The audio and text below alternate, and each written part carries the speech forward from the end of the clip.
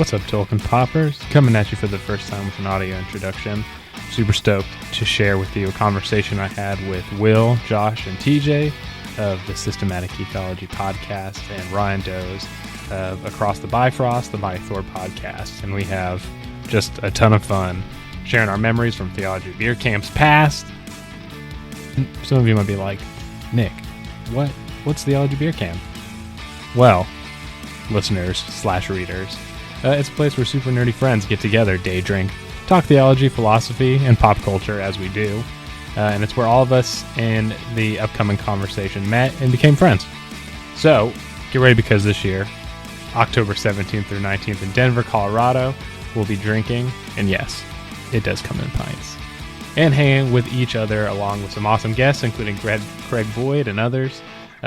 So, anyway, this is the last week to get early bird tickets to Theology Beer Camp. So, go to the Theology Beer Camp Eventbrite, which will be linked, and use my discount code, Tolkien Ring.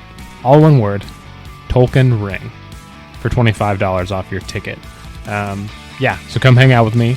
Come talk theology, come talk Tolkien, and lots of other things, and let's party it up. So, get ready to jump in this conversation with the Systematic Ecology guys and Ryan from Across the Bifrost after we got into some very silly jokes, and get pumped for beer camp. All right, y'all.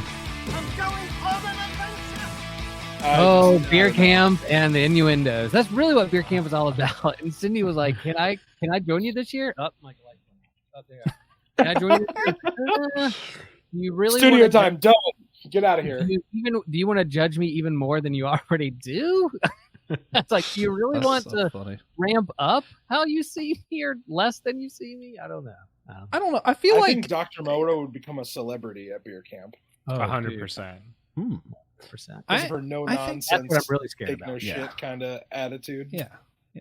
I think personally, I feel like my best and worst has come out at beer camp, and I only went to one so far, and I had highs and lows in those 2.5 days. Oh yeah. Yeah, and I some real talk high. about how she felt like she had to babysit you. Because she was like, he's just gonna walk into traffic. Like, he's so fucking wasted. And I was like, you're not driving to Raleigh tonight, are you? You're like, I was thinking about maybe a little bit later if I have a piece of bread. No, you're not. Have a piece of bread. What is that? I know how to sober up pretty quick. Like, it's fine. Oh shoot! But I will say, if we're gonna go ahead and talk about like history of beer camp, the way when it was here at my church, and then Nick and Joshua went over to my house to let Woody out because it was that afternoon. I was like, "Welcome to my house," and you guys got to meet Woody for the first time. That was special. It was very special. Also, I was very happy. Yeah, I just want to say, so many first are like wrapped up in like what we're talking about. So also, hey, hats off if you're listening on the Whole Church podcast. It occurred to me that this is the first time you've heard Ryan Does or Nick Polk, and that's wild. So Nick Polk will be back in like 2 weeks, because I was like, this is not okay. How have we not done a Tolkien episode on the Whole Church podcast? What is wrong with us? And we're talking Wesleyan theology, baby. Yeah, Wesleyan, Tolkien, Mead. Wow. I don't know how I'm going to fit Mead in, but you guys can rely on me to talk about me. I'm ready for it. Oh man. But like other first, like first. I knew who Ryan was before Theology Beer Camp. That was 2022 when it was at Will's church, and I was so stoked to meet Ryan Does. And it's so funny because like I feel like this happens a lot in the podcast world where you're like, oh my God, that's Ryan Does, host of the Mighty Thor podcast. And Ryan's like, dude, I got like 5 listeners. You just happen to be one of them. I'm glad that one of you was excited to meet me, but cool. What killed me is I forgot who it was, but there was someone at the first Theology Beer Camp that came up to me and was talking about like our interview with her on the Whole Church podcast. And I was like, I truly do not remember speaking to this lady. And I felt so bad. I wish I remembered. I still don't We're just going to put that on the podcast. Yeah, maybe she'll listen and then criticize me. Hi, DJ. Come welcome to the beer show. camp. We'll forget about you. Come to beer camp where people forget about you. Well, the first time Joshua looked me in the face to face, we're like, "Hey, buddy," gave each other a hug, and then he was like, "Man, your head is rounder than on camera." Oh yeah, that's like, the first time I met Will in person. It was. You're like, "Man, your head is a lot rounder." I was like, "What?" All right, Charlie. And you're calling me Charlie Brown already, right off the bat? Come on. Yeah. Josh is was without a single drop of rum. Josh is great at meeting Peter. TJ, welcome, TJ. TJ is here. TJ did not come to that first beer camp, but a little bit later on. He came to the second one, or he came to 2023. I did not make it to 2023. This year will be the first time both of us get to be at Theology Beer Camp. Yeah. And 2022 was when I met Nick. I actually did not know who Nick was. We were like part of the early group, and I was like by myself, and I was just like, Will's busy because it's his church and everyone's bugging him. And I'm like, where is friend? I will meet someone and I will cause them to be my friend somehow. And then here's this bearded fella who's like the nicest person I think I might have ever come across. And he's like, hey, I like Tolkien. And I'm like, want to talk Silmarillion? And I haven't stopped bugging him since. Dude, it makes me so happy because I also had gotten to the church and Will was like, hey, you can put your stuff, in this room. And then he was doing stuff. And I also was like standing in the corner and also wondering where's friend. Yeah. And then Josh met. Will was like the perfect matchmaker. Oh yeah, I think That's you might have appropriate to introduced us. I think you might have put us together, I'm a Will. pretty good matchmaker. That's like you both have beards in like Tolkien, right? And we're like, I mean, yeah, but that doesn't mean we're friends. Immediate besties. My spidey sense geeks and stuff goes off, and I'm like, yep, you two should be friends. Well, listen, if you find another person who connects with you on Tolkien, Universalist theology, and also is a Swiftie, how much more can you connect? Yeah, it's pretty hard. Really, I'm surprised our wives let us hang out. Like, I'm surprised they're not more jealous. They're probably eager to get us out. Sorry, Will keeps trying to interject. Sorry, Will. I'm going to shut up. I'm going to put myself on mute. We're not trying there's no outline here for Joshua. There's no telling where this is going to go. The outline key. In case that wasn't super obvious. Yeah, he brought us all together. He put up the beer camp back signal up in the sky and said, let's gather and let's talk about beer camp. Let's talk about what beer camps of past, beer camps of present, and beer camps of future, and how can people get involved, let people know kind of how they can sign up and all our discount codes, and then what's coming up, and we can reminisce of memories of what we experienced in the past at beer camps, and then what we're excited about for the next one. And let's just say that, yeah, beer camp did not start with us. We talk about our first beer camp or the first beer camp. Trip Fuller's been doing this for many, many years in the before times, before COVID, before he moved to Scotland. For a decade, he's been doing these gatherings, as he is a pastor and youth pastor at heart. It's like those who love theology and beer, and he does a big lock-in or camp and come together, and they have keynotes, and they have karaoke, and they have games, and they have connections, and all the things you would do at like a summer camp, youth summer camp, or whatever. He kind of plays out. It's TripCon. It's Homebrew Christianity Con. Like if you go to a convention, it's all the people that's been on his podcast in the last years, and then all his listeners from all over the country, all over the world, come together and gather at this convention. So Beer Camp is Homebrew Christianity Con. So that's what it's about. Been doing it for a long time. And then we all met together when Trip moved to Scotland, and then the world changed with COVID and other things.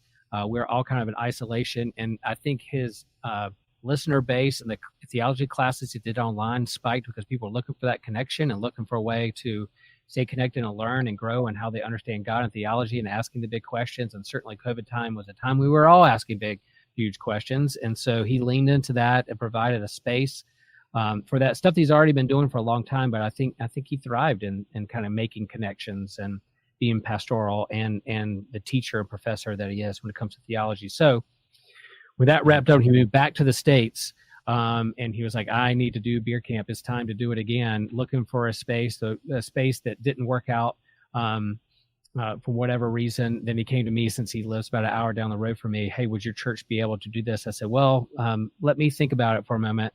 okay, I thought about it. Let's do it. It took about 2 seconds for me to do that. And I didn't even ask permission from my church council. I said, hey guys, this is an opportunity. This is what we're doing. This is going to be fun. You're on board? Yes. You still love me as pastor? You want to keep me around?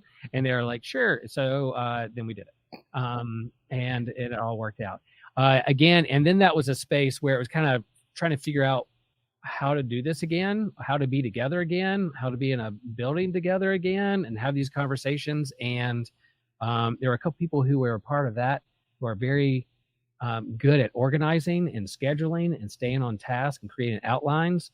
And we have Tidyco that are helping out with the beer camp in 2023 and then this year in 2024. So it was cool to kind of be a part of that initial reemergence of Theology Beer Camp and create a cool space for that. But then also understanding that it moves around the country and in different spaces, and it's growing at a larger location in 2023. That also, what's the name of that church again? That was the venues.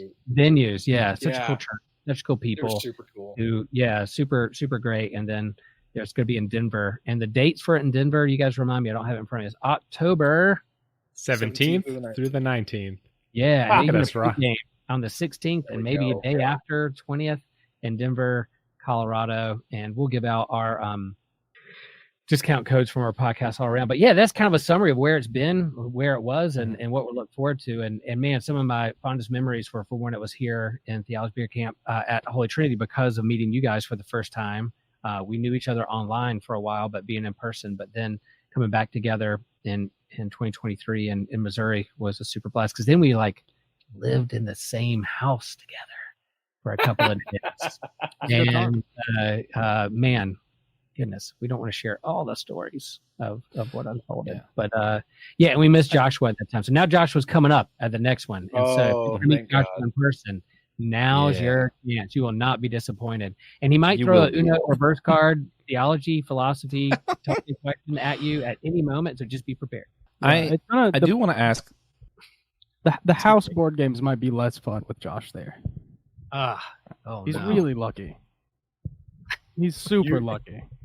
Josh, you might get to see way too much of Josh Patterson if you come and stay in the same house. Just walk around the corner. Just enough. Listen, after me and Josh Patterson talked Pirates, I just can't wait to hang out with him in person. I feel so much closer. And then I actually got the book. We talked about, so this is on Systematic Ecology. We talked about Pirates of the Caribbean and could Jesus be a pirate in the Caribbean?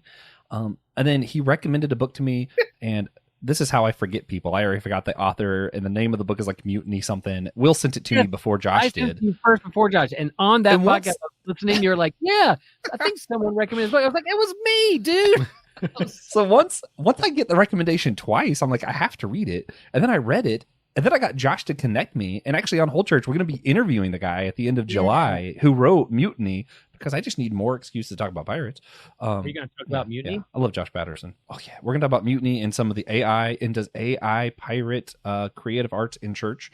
Find out later in July on Whole Church podcast. No. So, man, when did it become Theology Beer Camp and not just Beer Camp? We always say Beer Camp. Y'all ever notice that we always say Beer Camp and then it's technically Theology Beer Camp, but now on the social medias, Trips changed it to just say Theology Camp, and I'm like, I like how even though it says Theology Camp, I don't know who does it. Someone changed it to just say Theology Camp, but we still call it Beer Camp because you know what? Drink up, me artists. It's code switching. We're code switching the advertisement. Based on the projected audience. Perfect. Yeah. Speaking of projected audience, since this will be on Whole Church, I want to talk as someone who is more conservative who went. So I think a lot of times you hear Theology Beer Camp and you hear who's going to be speaking, and it is mostly progressive Christians. And then you hear beer and you're like, oh, wait a minute, there's going to be a lot of drinking. You don't have to drink to go to beer camp. There are a lot of other options other than just alcoholic beverages. There's even AA meetings. But as someone who went, I was really nervous when I first went. I was like, oh my God, there's going to be people who believe all kinds of stuff that I haven't even heard. And I was prepared to be completely overwhelmed. And I even sat in a lecture where someone suggested maybe we need to call God she more often. And I'm like, oh, wait a minute.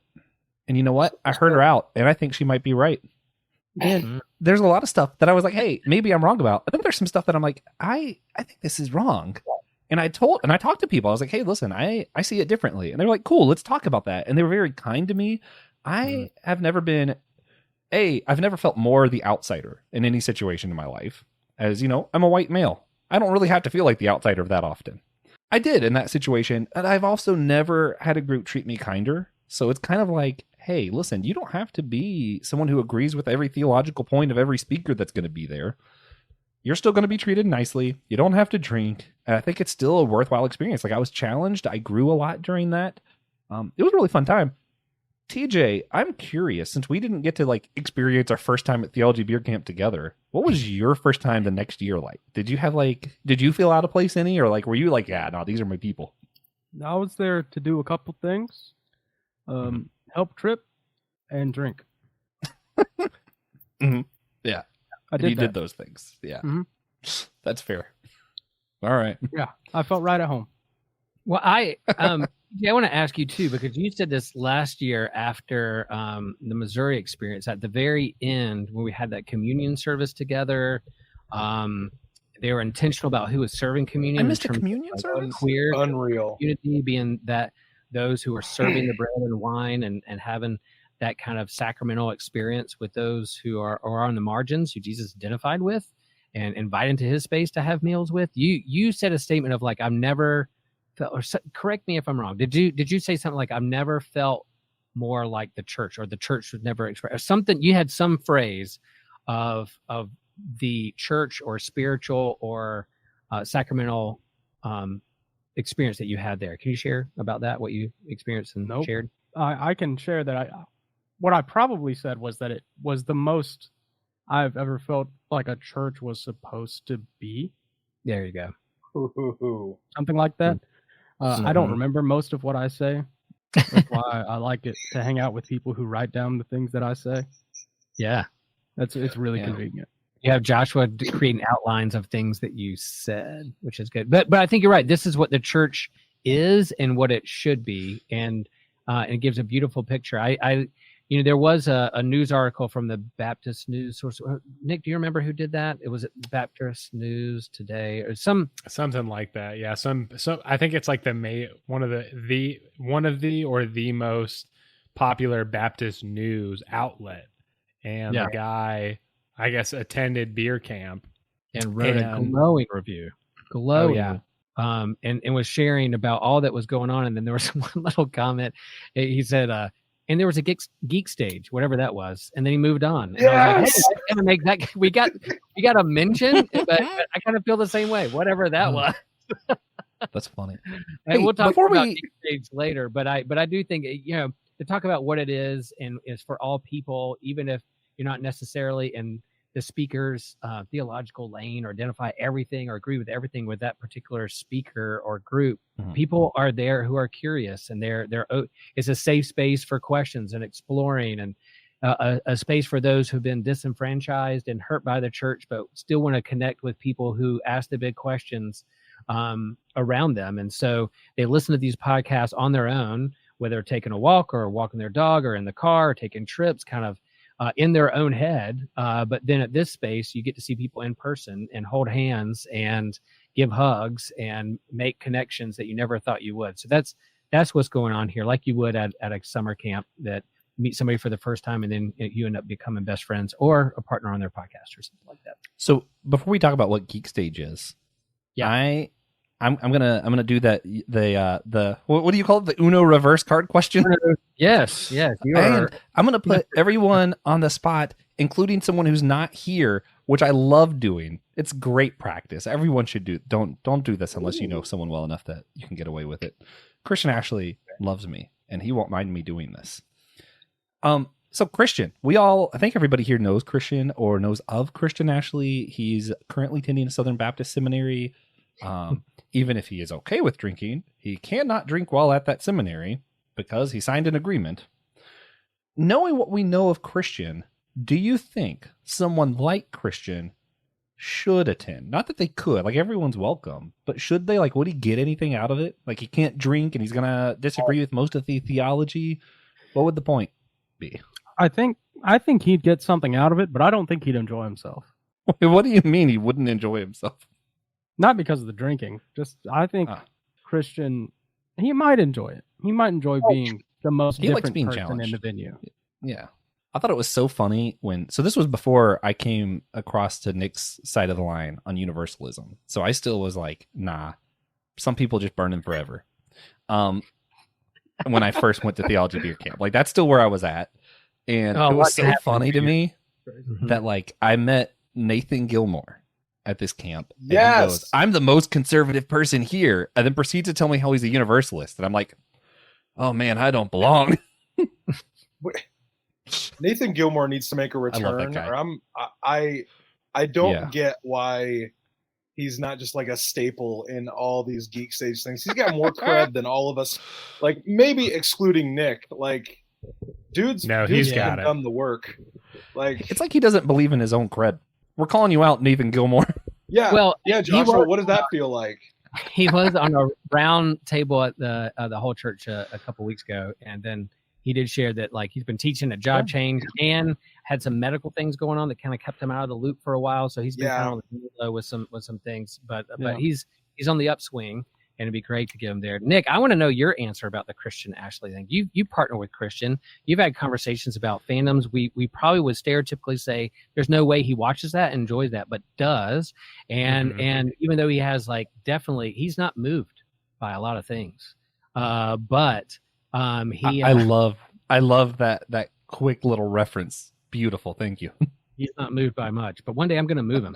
I'm going to make him move. And they, but what would you take? Like Christian coming, he's a teddy bear. He's gentle. He is about as loving as a person can get. Even though he has his way of believing. What would you say? How he would feel or be welcomed at Theology Beer Camp? Yeah, Christian, I think I've done more podcasts on systematic geekology with him than anybody else. And so me and Christian's actually going to come to Nashville, and we're going to hang sometime in August. Cool. And so we've become friends. I'm jealous. And, we're very, pretty much on the opposite spectrum of things. I think someone like Christian's a unique individual in that he is firm in his beliefs while also open to conversations, being wrong, and having friendships with people who don't believe the same things he does or are in the same camp ideologically as him. And so I think he would go to beer camp, and I think that he would enjoy the friendship, and I think he would enjoy the geek stage, no doubt. I think he would I don't think he would like the main stage. I think he would probably be more comfortable in like the open and relational stage, which was smaller and more nerdy, just to challenge him. But I think people who have the same ideas as Christian or in that same camp, if they have the same posture as Christian, I think that they could enjoy friendship and the intellectual challenge. But I don't think most people who go to Southern Baptist seminaries would enjoy themselves. Right. Yeah. I mean, he can hang out with Joshua, who, they disagree vehemently about The Last Jedi. So I think if they can be friends when it comes to The Last Jedi, actually, then they can be. He can be friends with anyone. But Doze, what you got? What? I think Ryan had I'm probably the person on this call that knows Christian the least because I've only heard him. I've never actually done anything in an official capacity. What a shame for Christian. My version of what Nick said so eloquently and flowery and very like ride the line is, you can enjoy this event as long as you don't come into it being a complete turd in the punch bowl. Yes. Like, yeah, have a good time, meet good people, and guess what? You're probably going to have a good time. You might stumble upon something you didn't think previously. It may challenge something that you did, but like, just don't be a turd, and you're going to have a great time. Man, yeah, and it's not even about fitting in. Really, there was no. There was a whole one other Pentecostal at Beer Camp 2023. Same thing in 2022. We got 2 each year. Come on. Maybe 3 of you can get together this year. Yeah. This year, I don't think Aaron's gonna come. Oh man, I think there might be a 2 limit. that stinks. Something might happen to one Hey. of us. Pentecostal limit. So I want to just for a second to save us work, because TJ and I sometimes aren't good at our jobs being the host of the Whole Church podcast. So Will, could you tell us why all of the people who follow the Whole Church podcast who are like Calvinist or like grew up Catholic and are freaking out right now shouldn't freak out that we're going to be a part of this? Then let's throw it to Ryan to talk about what the first Geek Stage we did was like and what are all these stages about. Yeah. The growth from the Geek Stage in the youth room at Holy Trinity Lutheran Church to a The good old days. stage, a slightly bigger stage in Missouri, and then the next one. Yeah, no, you're the whole church audience. I think if you, again, kind of like Ryan said, but a little bit softer, if you remain curious and open to what God is doing in the world, regardless of your own little world or church, then I think it's a great space. And I think come in being curious about how people experience God and the questions that you have. Be more curious about the questions that people have rather than trying to give people the right answer. And there are people on the stages, main stage and other stages, who definitely have written lots of books and feel like they have some good answers to things. But if you explore more about the questions rather than the answers and do that, you're gonna have a good time. And there's and at this place, there's more people that are progressive than conservative, or fundamentalist, but you have all traditions from people who are questioning or atheist or agnostic, all the way to like Roman Catholic, to Lutheran, to Methodist, to Church of the Bifrost. You got lots of things like that. So I don't know if that helped answer your question, but I think it is for everyone. And if you come in open and curious, you're gonna be fine. And I have no idea what made Ryan laugh at that. I'm just very glad that people who are watching this video cannot see the private chat. That is all. Yeah. I will only tell you that it started with me asking if more Pentecostals could come, if I could bring my own snake. And that's all you need to know about the side conversation, guys. Just bringing back the days of AOL Instant Messenger, baby. Man. Sweet, Ryan, I've got mail. tell us what the Geek Stage is. Oh my gosh. Yeah, man. The Geek Stage was an idea for people to get together, and like I always felt like maybe the point of the Geek Stage was, what if I want to relate to these topics in a different way? Because like I remember the first beer camp I went to was the one we're all kind of talking about as our Genesis moment. I kind of felt like we were truly the nerdy kids. We were the nerdy kids in the lunchroom, where it was like, hey, anybody else want to come hang out with us? And then in that youth room on that afternoon, I was like, oh my gosh, there are a bunch of people here that want these other conversations.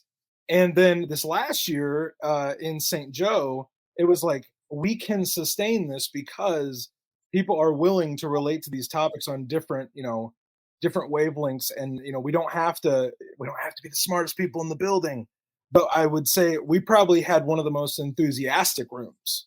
We had one of the most talkative rooms, which I love that, because we had scholars and speakers and professors in our room. It wasn't like we were just like arguing about nerdy, internet crap the entire time. We were having substantive conversations that relate to both the spiritual, the pop culture. Like it was this beautiful meshing of a lot of different things. And I think through the Geek Stage, we got to actually bring up topics that might have been more accessible to people coming for the first time. Like, I mean, all of you have met my wife. My wife, Kim, has come to the last two beer camps, and she was so incredibly worried that the main stage topics would kind of outkick her coverage, we'll put it that way. She wouldn't be able to hang. She wouldn't be able to swim in those deep waters. And I think the Geek Stage gave her that, like a life preserver to talk about these conversations in just a different way. And it was a beautiful thing. And our room was, I mean, I fell in love with kind of the regulars that we had in our room this last time around. Over the multiple days, we got to see so many familiar faces come through that room, and that was awesome. Yeah, there was two places I cried. It was in the geek stage was where I cried because I had connected with people, like you said, those returning people who felt more and more comfortable as the days went by to just share, and we invited people to do that. And then, of course, the service, the communion service led by Flamey Grant. You know, I mean, those are the two places I cried. Yeah, I can't wait to meet Flamey Grant. And the first time I met Tripp in person was a mutual Lutheran pastor friend of mine who actually Daniel Pugh's brothers, best friends with Tripp's brother. They grew up in Raleigh, went to the same high school together. And so Tripp was moving back to North Carolina, and he had this live event. And I was like, cool, I listened to this podcast. I want to meet this guy, or at least go and just sit in the audience and listen to the live thing. Well, it was like a snowy, icy day in North Carolina. When that happens, everybody stops driving. No one goes anywhere. So it was very low attendance. I got to like walk up to Tripp, and Dan was like, hey, dude, I think you and Tripp would get along because you both like Star Wars. And we kind of locked eyes, started talking about Star Wars, and like that stepbrother moment. Did we just become best friends? And so we connected, of course, theology, but also over like Star Wars and geeky things. And then I started sharing some of the stuff I had done in the States and with God Loves Geeks and working at North Carolina Comic-Con and doing panels about finding God in comics, finding God in pop culture and the culture that pops, trying to find, God and the questions and the philosophical, theological questions that we all wrestle with are often in those stories that we geek out on as well, the fandom. So that spiraled into like eventually Tripp and I have a relationship talking about that. And then Tripp and I over COVID were able to interview Jason Aaron, famous top tier Mount Rushmore Marvel creators and writers, because we were trying to raise money for local comic stores. And so we started talking about, and Jason Aaron's outspoken atheist and saying, look, I don't believe in God, but yeah, I'm intrigued by the conversations and the questions that revolve around this. And he was exploring that through his Thor book. Well, we started talking about how Tripp and I were both talking about it was one of our favorite stories of all time, written by an atheist, by two people. One happened to be a pastor, Tripp's ordained, and an academic theologian. And so we had an amazing conversation with Jason Aaron on his podcast on Homebrew Christianity. Well, then Ryan, at some point down the road, months, years, days, I don't know, tagged us in a post that said, hey, you want to listen to a good conversation? Why don't you do this? And I just reached out and said, Ryan, thanks for that. Who are you? What do you do? Let's chat. And then it just snowballed from there. And then from there, the idea was like Tripp and I thinking about what could happen here at Theology Beer Camp when it was here at Holy Trinity is to have a geek stage to talk about Jason Aaron's run on Thor and which gods are worthy or not. Because I kind of said to Jason Aaron, I was like, I think what you did in that book is kind of what Tripp does in his podcast.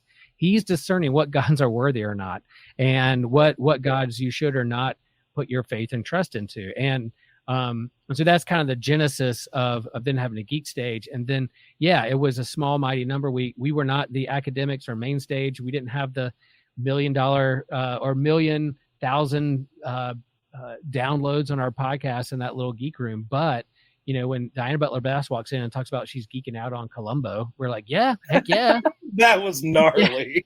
Yeah. That was great. Yeah. We love Columbo. So you're kind of like everybody geeks out on something. So let's talk about what that is, and then what are the underlying message behind this thing. So that, and then last year was leveled up because we brought some scholars who work in that area, Donna Bowman and others. Her husband, his name's slipping my mind. I just ordered his book on Lost. Noel, I cannot wait for his book on Lost. How could you forget Noel? Come on now. I there's a lot of names. I forgot. This guy down here with the mustache. Oh yeah. Oh man.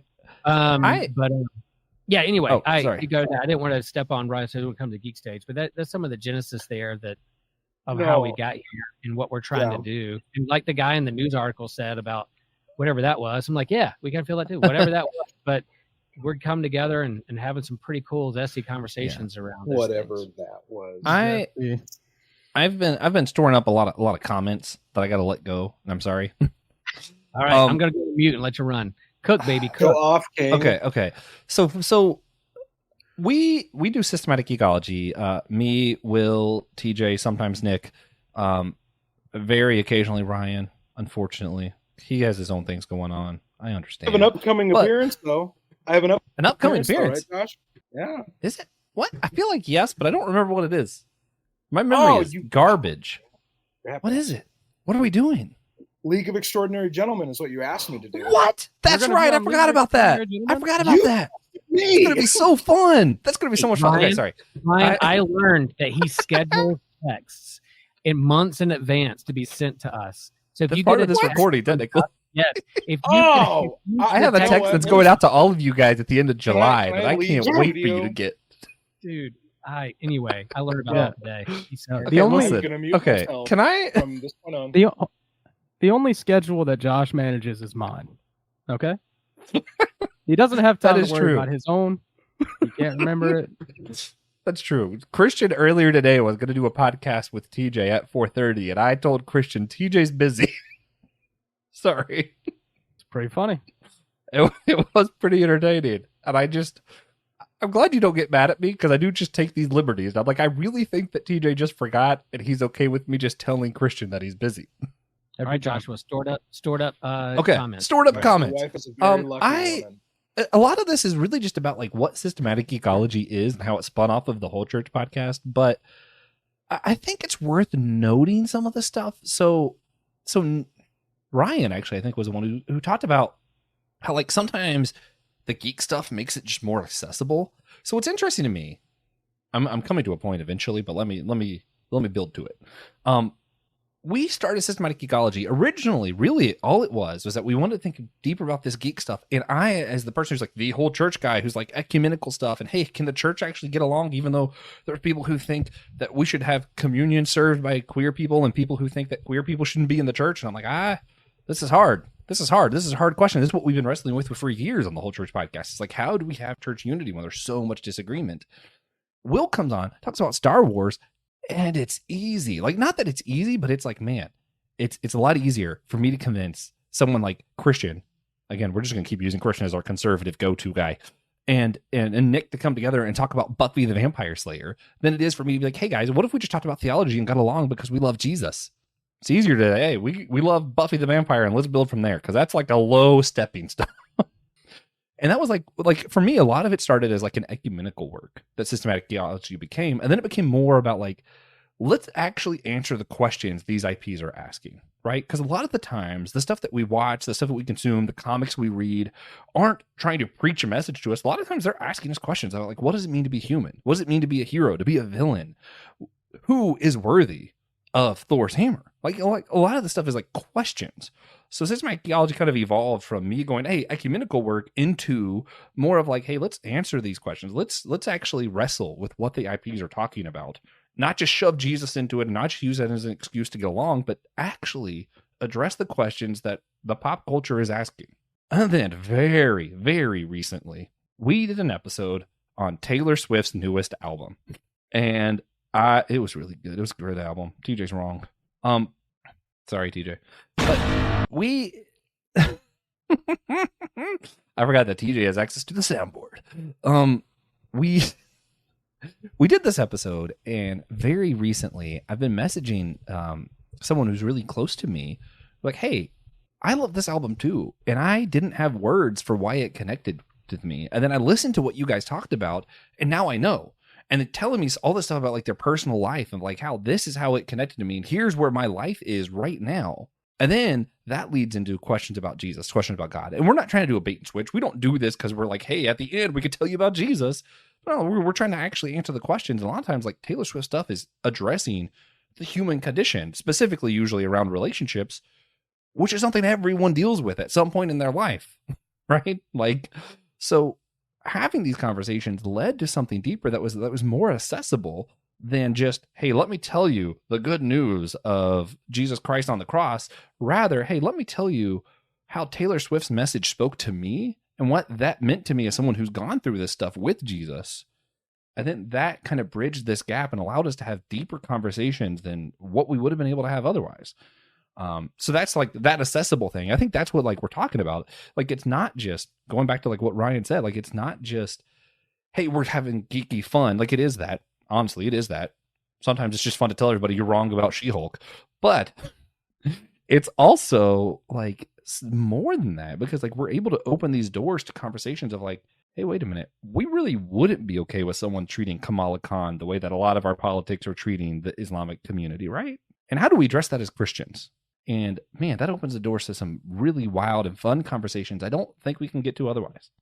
Which is what Okay, Tripp rant has been over. doing in some of his classes. Like he'll be adjunct at like Elon or other places, Luther, and he literally teaches like God and pop culture or the apocalyptic genre, not through the lens of like Daniel and Revelation, but we'll use like Walking Dead and Battlestar Galactica and other kind of pop culture fandoms so that it is more accessible and that it lets people's guards down and they don't feel like they have all their identity attached to something. Although my identity is pretty attached to Star Wars when I think about Star Wars, but or Lord of the Rings, it could be that.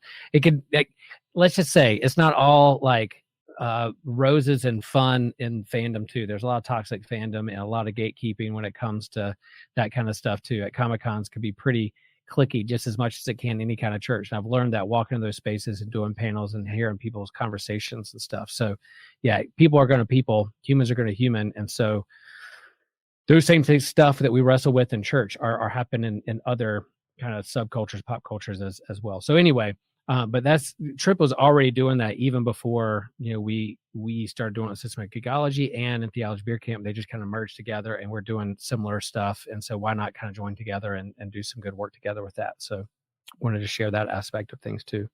And then Ryan's podcast, the Mighty Thor podcast, I mean, it was spurred like a time in your life where you were doing some deconstructing when it came to your faith and ministry and youth ministry. And Thor came to you in a time when it was helping you think through all those things. And then to be in this space where that deconstruction is happening, Ryan, how does that tie into you like that in that space? Yeah. We're the kids at the lunch table may not feel as in or as popular as the podcast next to us, but in terms of our place there, it's still a safe place. Yeah. So I've said this a few times, maybe on the systematic stuff I've done, and other places where like Thor came to me. I was always a fan of him, like going back to the first movie and beginning of Jason Aaron's run. But when I left megachurch culture, when I failed at being a youth pastor, apparently if you don't hang out with the popular kids at youth group, even when you're the youth pastor, apparently you still don't fit in. So I left and I needed something to latch on to that kind of stirred my spiritual mind, but also helped me kind of break it down to nothing. And I thought it was gonna be so many other like very like philosophical things or deeply spiritual thing. No, it was a comic book that had come out about 10 years prior. And now, thanks to the guidance of one Josh Patterson, who we've already mentioned here, Josh has been teaching me kind of like casually about theopoetics, and I'm really gravitating to something like theopoetics. And I'm of the opinion that Jason Aaron may be one of the best theopoetics writers that I've ever read.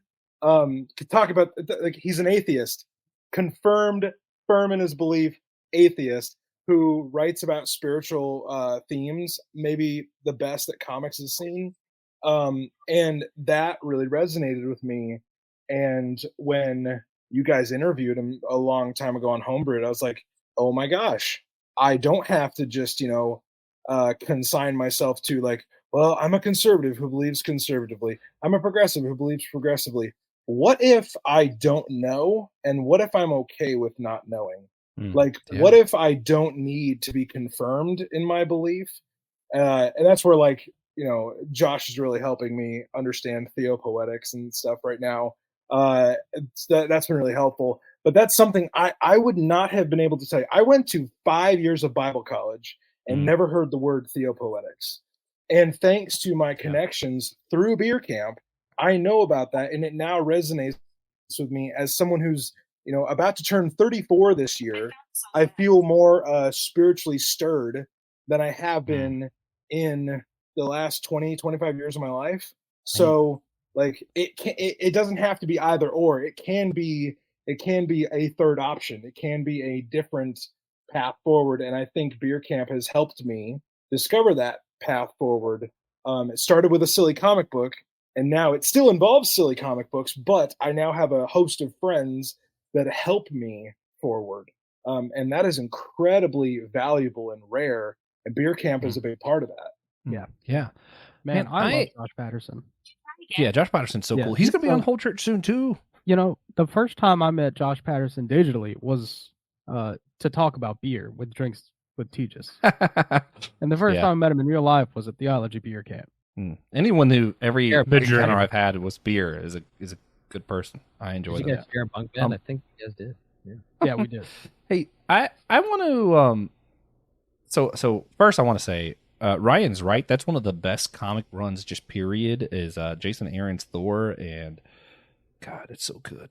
It's just so freaking good. I didn't have I didn't have as much of a spiritual connection as you did to it, but because of you and Will's conversation on some podcast somewhere, I did read the comic. I'm going to say this twice so that I can bleep it out for Whole Church people.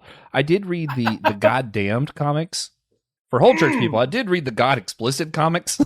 I gotta say, an atheist just writing about this time of Cain post the curse before his death, where he just can't die, doing like comic book stuff. Such a fun comic book, and for me, that helped me question inerrancy. That might be a conversation for another day, but I haven't quite turned on the anti-inerrancy, but I am one of those, like, I think I need to stop using the term inerrancy. I am at that point where I'm like, I feel like it's not honest if I keep using the term, even though I am pretty close to holding it. It just doesn't seem honest to say it anymore.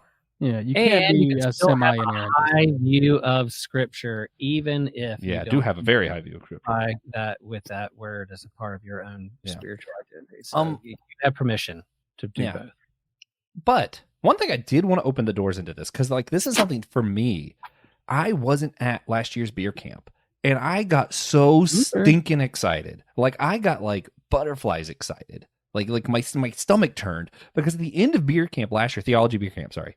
TJ sends me a text saying, I think I might want to be a Tolkien scholar. And I'm like, wait a minute. Oh, no. Hold up.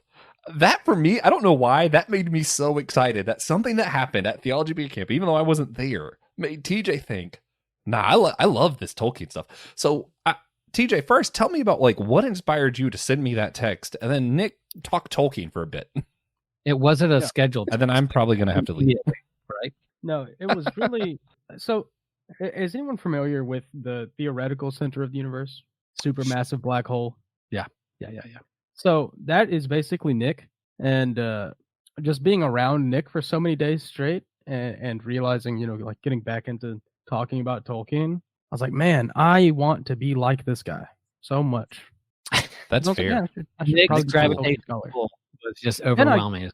I got long-term sidetracked, which is on me. But I know I'm still waiting for that writing, dude. I want to read it. I want to hear your thoughts on Tolkien, dude. I just love Valorant. Same. Oh, hey, this is so random. I left this out of my rant earlier, so I'm going to add it in here. So C.S. Lewis.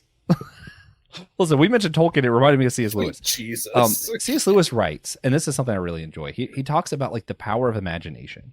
He says a lot of times before we can change our beliefs, it really isn't like us reasoning our way. It's more like reasoning stands guard and doesn't let new ideas in. But your imagination can kind of sneak past that guard and allow you to explore new ideas. So that's something that Lewis writes that I think is really interesting, because he talks about the power of story being greater than just the power of reasoning, which is a lot of fun. Also is why I think our fandoms can actually let us do a little bit more than just simple theology sometimes. Okay, Nick, tell us about Tolkien. Just go. Sorry. You what you said was really beautiful, Josh, and I'm being a 5-year-old on the private chat. Nick, you freaking kill me, man. And I'm literally just doing it to see Ryan laugh. That's all I'm doing. Oh gosh. So, but I agree with Josh about what C.S. Lewis said, and I think that connecting it to Tolkien here is that Tolkien and the Inklings were kind of like an early version of systematic ecology, if you will. Is that C.S. Yeah. Lewis was an atheist first, and Tolkien, was a very staunch Roman Catholic, but they loved Old Norse mythology, classical literature, etc., and writing stories, which led to C.S. Lewis converting to a sort of like evangelical Anglicanism or something. So anyway, Or something. Tolkien or something like that. Who knows? It's hard to categorize people, but I think with what I hear from people's experiences with Ryan and TJ and Josh, in particular, just talking about getting connected to people at Theology Beer Camp and finding this space within our respective, podcast specialties to explore things without shoehorning Christianity or certain ideals into these things, but to allow like the wholeness of our diverse experience come together and inform who we are, and our friendships, and finding people who will be like, yeah, I am super tangled and don't know what's going on, and am trying to figure it out and have a good time with the people that I love and care about. And other people be like, yeah, same.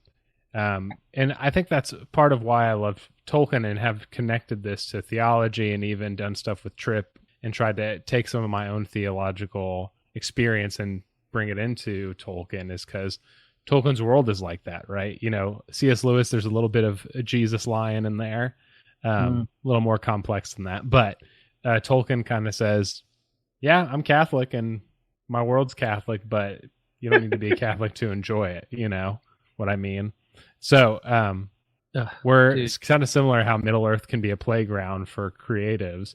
I think Beer Camp and our podcast and our friendships can be a sandbox for all of us and what we're doing. So and Well Tripp said. is like one of the sacred texts that he reads to his kids and help guides his life, and rereads. He didn't have a lot of time to read a lot of fiction or sci-fi, or even he reads some comics and stuff, but like Lord of the Rings is what he reads and studies and dives into to help. It's a narrative that's important to him. So and Nick, you saying that systematic ecology is just another version of the Inklings, that's kind of what they're doing, just warmed my heart that I'm in the same light. Like I never made that connection before. You're right. They gather around a table and they're geeking out on these things they geek out on, and it's having impact on how they posture themselves in the world, and the stories they tell and the stories they write, and how they interact with their students. And this is the same way that I do with my ministry and campus ministry students, my friends. So yeah, systematic ecology is just a postmodern Inklings. oh yeah. I do have I have stuff. something I'd like to reveal to the world. Secretly though. Secretly. Oh, This isn't very Yeah. secret platform, No. TJ. Yeah, but Tripp's probably not going to listen to this exact part, so I'm going to I tell hope everyone not. our secret I plan. guess. eat those words. Okay. Eat those words. So, secretly, all of us geek stagers have been getting super swole. I hope everyone has kept up with their gym routine for the past year. Yeah, Nick Oh. has. Oh, Got 'em. put those away, Nick. Put those away. So we're gonna. The secret is we're gonna get so large that even though we're getting a bigger stage, the stage is gonna look smaller. So 2025, we're gonna have an even bigger stage. What is this? A stage for ants? We're gonna have a stage What of is like the stage for bodybuilders doing lifting things. for Bodybuilder geeks. saying the bodybuilders, we're gonna break bricks, man. and lift Yeah, that's wood. gonna be a- We're We're the gonna walk we're through the the geek freaking- stage. oh, and I- you're gonna think we went to the a We're different gonna be the Power power team. team in 2 years. We're gonna be a power team in Yeah. 2 years. That'd be fan, TJ. We're gonna Yes. be a power team. Yeah. Perfect. Nobody's gonna Hey, call guys, us. Yeah, go As ahead. the designated outliner and party pooper, I know we need to start bringing this in for a landing. We do. So I want to hear from you guys before we wrap this up and do our outros, plural. What do we expect for Theology Beer Camp's Geek Stage in 2024? And what do we hope for in the future, other than us all just getting really swole, apparently? Tears. Yeah. What? Elaborate. No, yeah, unpack that, TJ. No. Okay. That could be a Someone fair- unpack it for him. Someone guess what TJ means by tears. Is Tears. it going to be tear gas? Is it like a political event? Oh my we- god. we Oh, could Josh. get tear gas. It could happen. who knows what's going to happen a year from now? But I it's before November, so we at least we have before the election. But I will say it runs the gambit of the human experience from emotion, head, heart, soul, your mind, your feelings. You don't have to check your brain at the door. You don't have to check your heart at the door. Like all those things come together, and that's exactly what it is.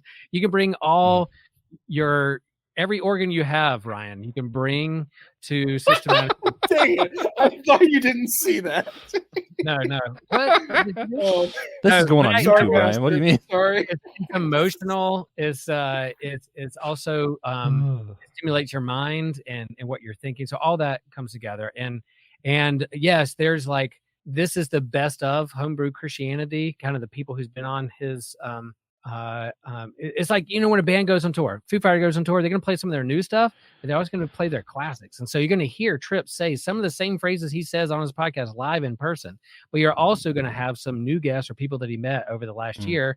And some of the new guests, like, or people who haven't seen it, Theology Beer Camp, Catherine Keller, Ilio Dilio, man, she's a powerhouse when it comes to faith and science and how they come together. They're part of the process party, but in terms of and she's Catholic, and an evolving universe can apply to love of Jesus and a triune God. Heck yeah, baby, that's what I'm there for. I know this is weird, but like more than the theology, more than like the big church stuff, or even the geek stage, what I'm looking forward to this year and in future years are those moments to call back like Will and TJ's conversation earlier, where it really feels like church for real, like. Where the marginalized are the ones who are actually administering, the sacrament, or like where like, for me, I don't know why, like a big church moment for me was when Ryan looked at me after I told him about this version of D&D that I invented and said, that might be the nerdiest thing anyone has ever said. And no one has topped it yet. Post-common era is the nerdiest thing ever created. That was... We should do an episode about that for the SG one day. I will specifically. I refuse to not be on that episode, because that was some about the post-common era. Listener, no matter how you're listening to this, when I say it was the nerdiest thing, like I've been around these conversations for a long time, and I was stunned at the level of detail and intensity Joshua was talking about. And I got done with the conversation, and I'll be honest, I had no freaking idea what he was talking about. None. I leave it, and I was like, well, that was a lot, and I don't really know what to do with it yet, which is like most nerdy conversations, but it was on a next level. That's a teaser for future SG stuff. What's even just like crazy? Meeting Nick, and for me, just like all the little moments of like truly connecting with other humans that maybe I don't always agree with. That's what church is, and for me, that's what I'm most excited about this year and going forward. Sorry, TJ, go ahead. Yeah, you know what's crazy, Ryan? Yes, it gets worse. I see. I would view it as it gets better, because Joshua is one of my favorites. You should meet our friend. I don't know if he's okay with saying his name publicly, but yeah, the three of us should probably not. You should hear us talk. You can come to Theology Beer Camp and see how round my head is. Yeah, me, TJ, and our other best friend definitely had really in-depth conversation about the science of not existing. Yeah. Wow. Will's head is exuberantly round. To be medicated and reported to a therapist. It was. One thing I'll say that I'm excited about for this beer camp, and just like land the plane here, Joshua, like I love how this has really formed like a weird brotherhood in our hosts. Because like we are legitimately all there to facilitate a conversation that, there's people at the open and relational stage. They can facilitate that conversation because it's their area of passion and expertise. And this is a conversation we can facilitate because it's an area of our, our various expertises and our passion. So it's easy for us to connect with people on these things, because it just like, we don't have to summon it up. We don't have to act like it. It just is who we are. And so if you come to the beer camp geek stage, you're going to see that on full display. You're going to see people like Craig Boyd, who just did story time. He read he read a portion from I believe it was Return of the King, that was just So good. impactful. It was incredible. Donna Bowman. Donna Bowman knows more about how to read pop culture than anybody listening to this. She's forgotten more about pop culture than a lot of people know. So that's the level that we're dealing with, and we get to come together in this weird brotherhood. And then there's Will standing there like he's leading the oldest and weirdest youth group ever, with the four of us. And we're just like, yeah, Pastor, I know we said that weird thing. And Youth Pastor Hart. That's where I started, baby. I'm always will be. But, Will, do you ever feel like that when like all of us get together? It's just like, man, flexing my youth group muscles, just listening to this weird. When I was youth pastor down in Florida, like Josh Patterson was down at you guys were all you 30-something kids would have been in my youth group. So that's all. Now, see, that would have been cool. I would have been driving that bus, yelling at y'all. Man, shut up. We should take the bus to That's true. No, I want to let Nick have the final word, but before I do, I have to have the pre-ultimate final word. Penultimate. Thank you. Pre-ultimate. I think what's interesting that Ryan made me think of, and this is not like a flex or anything. I think you should attend all stages if you go to Theology Beer Camp 2024 in Denver, Colorado. But a lot of your other stages, a lot of other even times that I've had to speak, you already know what you're going to say. You know where the conversation is going to go. You know what you want it to be about. A lot of the times at Geek Stage, we have no earthly idea where the conversation is going to go. We're there to just see what happens. And we're just kind of facilitating and letting whatever happens happen. All right, Nick, final words. What are you excited for this year and the years to come? Go.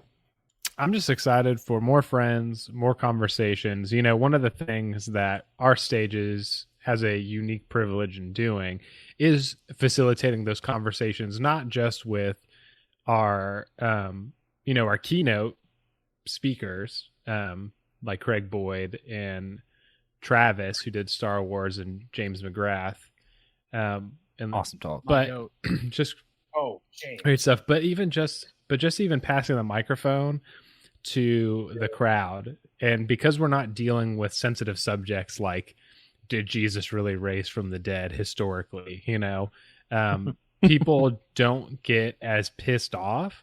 And so we can share the microphone, and I'm a big punk rock guy, and getting people involved in the process of creating and enjoying stuff. Like, we got to do that, and I'm excited for just seeing how that evolves through our different plans. And I'm very excited for that.